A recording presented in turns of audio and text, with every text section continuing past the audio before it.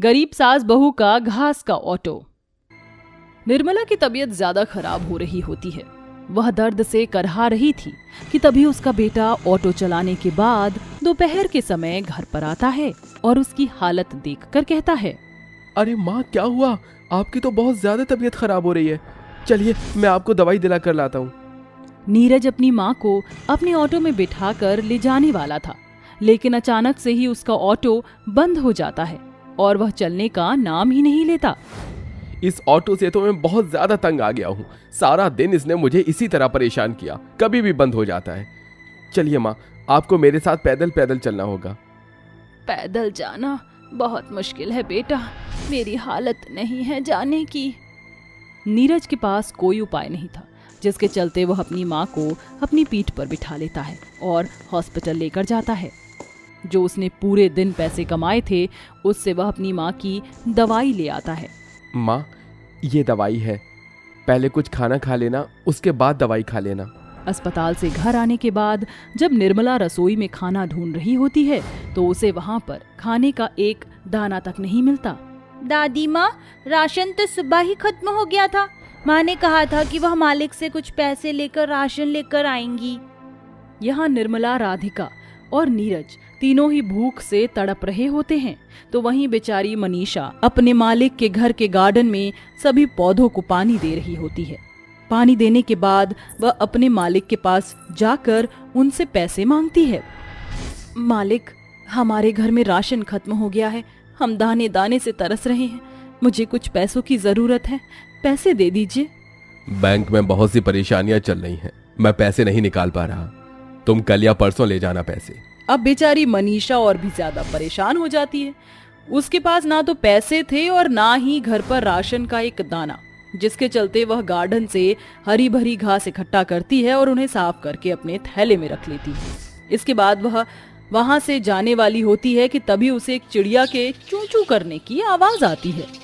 ये चिड़िया की आवाज कहाँ से आ रही है, कुछ समझ नहीं आ रहा। मनीषा यहाँ वहां देखती है जब उसे घास के ऊपर एक बेचारी चिड़िया घायल पड़ी हुई दिखाई देती है। उसके पंखों पर जख्म थे। मनीषा उसे वहां से उठाती है। ओ मेरी प्यारी नन्ही चिड़िया, तुम तो बहुत ही ज्यादा घायल हो चुकी हो, चलो मेरे साथ, चलो मैं तुम्हारा इलाज कर देती हूँ। मनीषा उसे अपने ही मालिक की रसोई में ले जाती है और वहां से उसे हल्दी तेल उसके जख्मों पर लगा देती है। इसके बाद वह उसे इस घास पर ले जाकर लिटा देती है। नन्ही चिड़िया, तुम चिंता मत करो, तुम बहुत जल्दी ठीक हो जाओगी, बस तुम यहाँ थोड़ी देर आराम कर लो। मनीषा उसे हरी भरी घासों के ऊपर लिटा देती है और तभी अचानक से उसके अंदर से एक चमकती हुई रोशनी निकलती है। अरे, ये कैसी रोशनी थी? मनीषा को कुछ समझ नहीं आता, जिसके चलते उसे वहां पर सूखी घास पड़ी हुई नजर आती है। वह उस घास को उठाकर वहां से चूल्हा जलाने के लिए अपने घर ले आती है, जहां वह अपने पति के ऑटो को देखकर उस घास को उस ऑटो में ही रख देती है और घर के अंदर चली जाती है। मालिक ने तो पैसे नहीं दिए, ऊपर से अब घर के अंदर एक दाना तक नहीं है। खाने के लिए क्या बनाऊं, कुछ समझ नहीं आ रहा है। भगवान, आज क्या हम सभी को भूखा ही सोना होगा। मनीषा इतना कह ही रही थी कि तभी अचानक से ऑटो के अंदर एक चमकती हुई रोशनी निकलती है, जिसके चलते उसे रोशनी से वो साधारण ऑटो एक घास के ऑटो में बदल जाता है और उस ऑटो के अंदर कई थाली खाने की भी रखी होती हैं। वहीं दूसरी तरफ अपने घर के बाहर रोशनी चमकते हुए देख मनीषा, नीरज और उनकी बेटी राधिका बाहर आ जाती हैं। अरे, ये कैसे हो सकता है? अभी कुछ देर पहले तो ये ऑटो एकदम नॉर्मल था और अचानक से ये घास के ऑटो में बदल गया। ये तो चमत्कार है, ऐसे जादू तो मैंने पहले कभी नहीं देखा। तभी नीरज को ऑटो में कुछ रखा हुआ नजर आता है। वो ऑटो के पास जाता है। जरा देखो मनीषा, ऑटो के अंदर तो खाने की थालियां रखी हैं, और ये थालियां कहाँ से आई, और ये ऑटो अचानक से घास में कैसे बदल गया?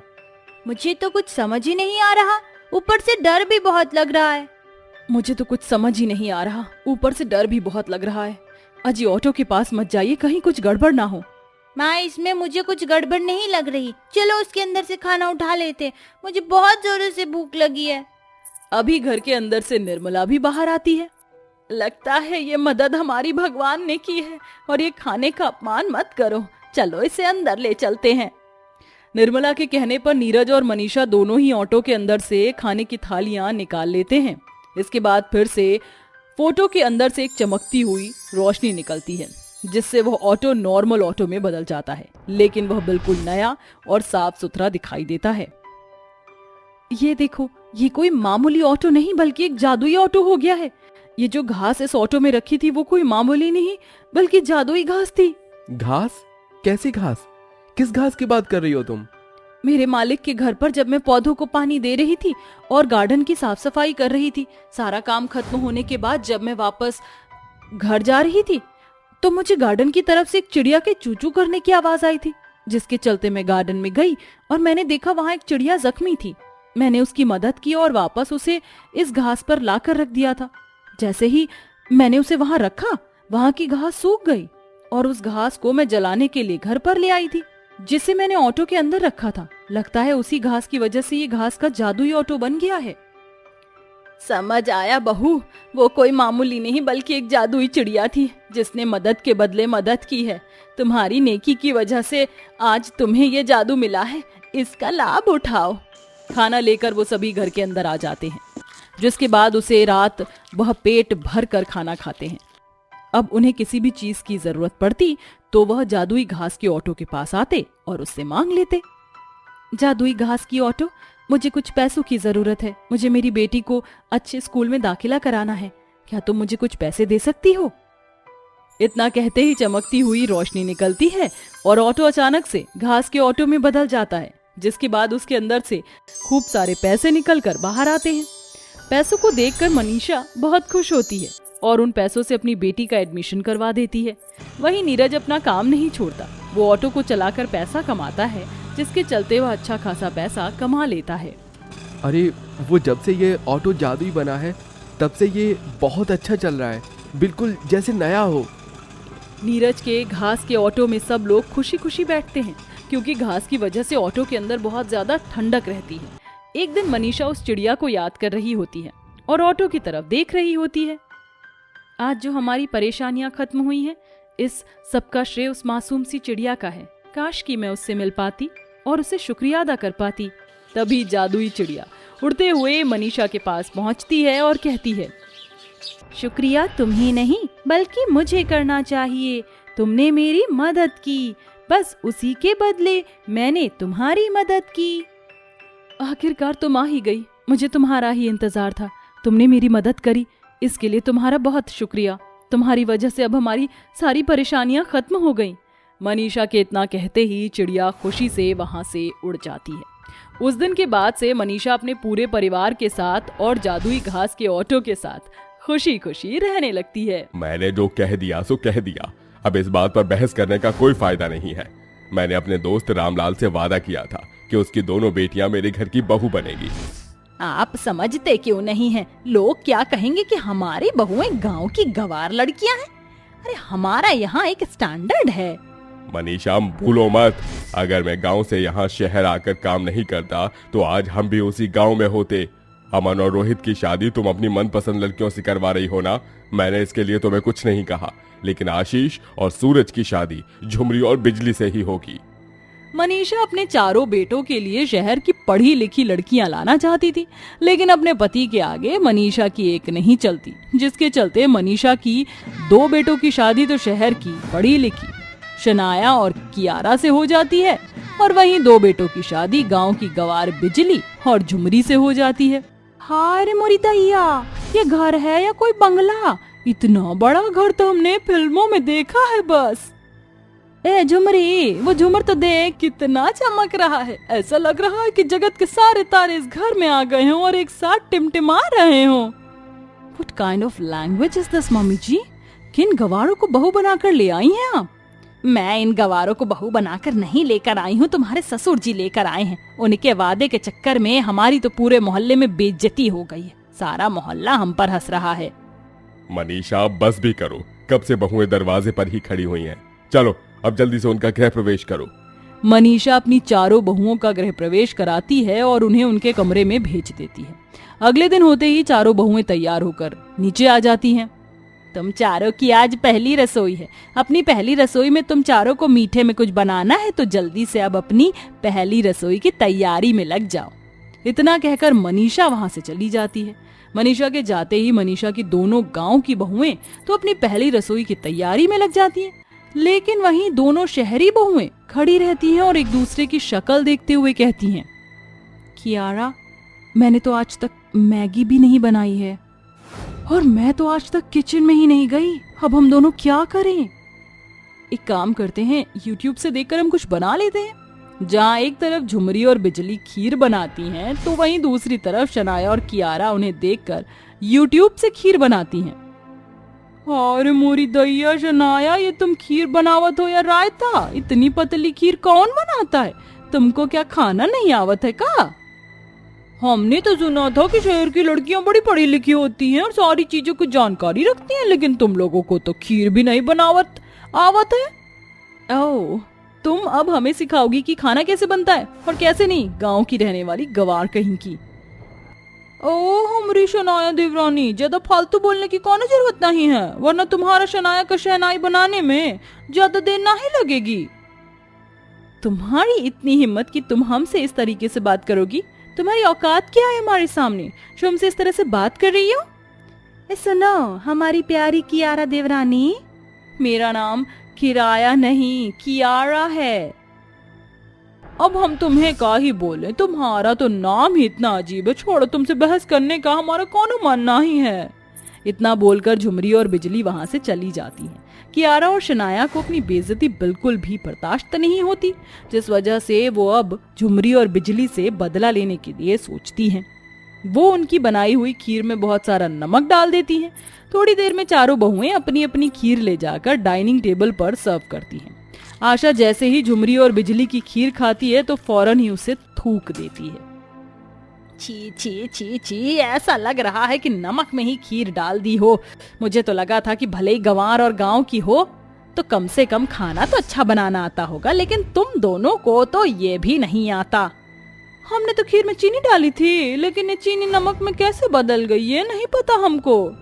किसी ने जादू कर दिया होगा तुम्हारी खीर पर जो चीनी नमक में बदल गई। बिजली और झुमरी इसी सोच में होती हैं कि उनकी खीर में नमक कहाँ से आया। वहीं शनाया और कियारा ये सब देखकर मन ही मन हंस रही होती हैं। शनाया और कियारा बहू, देखो मैं तुम दोनों के लिए क्या लेकर आई हूँ। ये लहंगे तुम्हें अपनी मुंह दिखाई की रस्म में पहनने हैं और उसके साथ ये डायमंड की ज्वेलरी भी। मैंने मेकअप आर्टिस्ट को भी बुला लिया है, वो तुम दोनों को अच्छे से रेडी भी कर देगी। अब बिजली झुमरी, ये लो, तुम अपनी मुंह दिखाई की रस्म में ये साड़ी पहनोगी और हाँ याद रखना, अगर वहां अपनी ये गांव वाली गंवार भाषा बोली तो मुझसे बुरा कोई नहीं होगा, समझी? इतनी सिंपल साड़ी, अरे ऐसी साड़ी तो हमारे घर की नौकरानी भी नहीं पहनती थी। खैर छोड़ो, तुम दोनों तो हमारे घर की नौकरानी के बराबर भी नहीं हो, तो तुम्हारे लिए ये साड़ी ही बेस्ट ऑप्शन है। शनाया की बात सुनकर बिजली और झुमरी को बहुत बुरा लगता है, लेकिन वो कुछ नहीं कहती और अपनी सास से साड़ी लेकर अपनी सास का आशीर्वाद लेती हैं और जाकर खुद तैयार होने लगती हैं। थोड़ी ही देर में चारों बहुएं तैयार होकर मुंह दिखाई की रस्म के लिए निकल जाती। आशा अपनी बहू की मुंह दिखाई की रस्म के लिए एक बहुत बड़ा और सुंदर सा हॉल बुक करती है, जहां पर उसने बहुत सुंदर सी डेकोरेशन करवा कर रखी होती है। शनाया और कियारा, तुम दोनों यहाँ पर बैठोगी, ये स्टेज स्पेशली मैंने तुम दोनों के लिए डेकोरेट करवाया है। इतना कहते ही शनाया और कियारा दोनों ही स्टेज पर बैठने के लिए चली जाती हैं और उनके पीछे पीछे बिजली और झुमरी भी जा रही होती हैं कि तभी आशा उन दोनों को वहीं रोक लेती है। तुम दोनों कहाँ चली? तुम दोनों यहाँ नहीं बल्कि यहाँ जमीन पर बैठोगी। तुम दोनों गवार बहू की जमीन पर बैठने की ही औकात है। आशा की बात सुनकर झुमरी और बिजली की आंखों में आंसू आ जाते हैं और वो बिना कुछ कहे चुपचाप से जमीन पर ही बैठ जाती हैं। थोड़ी ही देर में मुंह दिखाई की रस्म शुरू हो जाती है, जहां एक तरफ दोनों शहरी बहुओं को बड़े बड़े महंगे तोहफे मिलते हैं और पैसे दिए जाते हैं, वहीं दोनों गांव की बहुओं को सिर्फ नारियल और कुछ पैसे मिलते हैं। कियारा, देखो मैं तुम दोनों के लिए कितना सुंदर डायमंड नेकलेस लेकर आई हूँ। ये तुम दोनों की मुंह दिखाई का तोहफा है और ये लो 500 रुपए बिजली झुमरी, ये तुम दोनों की मुंह दिखाई का तोहफा है। आशा को झुमरी और बिजली को 500 रुपए देता देख शनाया और कियारा हंस ही रही होती हैं कि तभी वहां अचानक बिरजू और मदन नाम के 2 गुंडे आ जाते हैं और शनाया कियारा के सर पर बंदूक रखकर बोलते हैं, ये सारे गहने हमारे हवाले कर दो, वरना तुम दोनों का आज खेल खत्म। माँ जी बचाइए हमें, भगवान के लिए छोड़ दो हमें, हमने तुम्हारा क्या बिगाड़ा है, मेरी बहू को बचाओ, कोई मदद करो हमारी। गुंडों के हाथ में बंदूक देखकर कोई भी उनके पास नहीं जाता कि तभी बिजली और झुमरी चुपके से साइड होती हैं और पास में ही पड़े एक डंडे से उन गुंडों को मारने लगती हैं। छोड़ो, दर्द हो रहा है, छोड़ो। तेरी इतनी हिम्मत कि हमारी देवरानियों के सर पर बंदूक रखेगा, तू जानता नहीं हम गांव की रहने वाले हैं, अभी तेरी अकल ठिकाने लगा देते हैं। इतना बोलकर बिजली और झुमरी उन दोनों गुंडों को खूब अच्छे से सबक सिखाती हैं कि तभी वहां पुलिस आ जाती है और उन गुंडों को पकड़ के ले जाती है। आज झुमरी और बिजली की बहादुरी की वजह से शनाया और कियारा की जान बच पाती है, जिसे देख उन्हें अपनी गलती का एहसास होता है। बिजली, झुमरी, हम दोनों को माफ कर दो, अगर आज तुम दोनों नहीं होती तो शायद हमारी जान नहीं बच पाती और वो गुंडे हम दोनों को जान से मार देते। हाँ बिजली और झुमरी, हम दोनों को हमारी गलती का एहसास हो चुका है, प्लीज हमें माफ कर दो। हाँ बहू, मुझे भी माफ कर दे, मैंने भी तुम दोनों के साथ बहुत बुरा किया। अपनी सास और देवरानियों को अपनी गलती का एहसास होता देख बिजली और झुमरी उन तीनों को माफ कर देती हैं, जिसके बाद अब आशा अपनी चारों बहुओं को एक जैसा प्यार करती है और दोनों जेठानी देवरानियां भी एक दूसरे के साथ अच्छे तरीके से रहती हैं।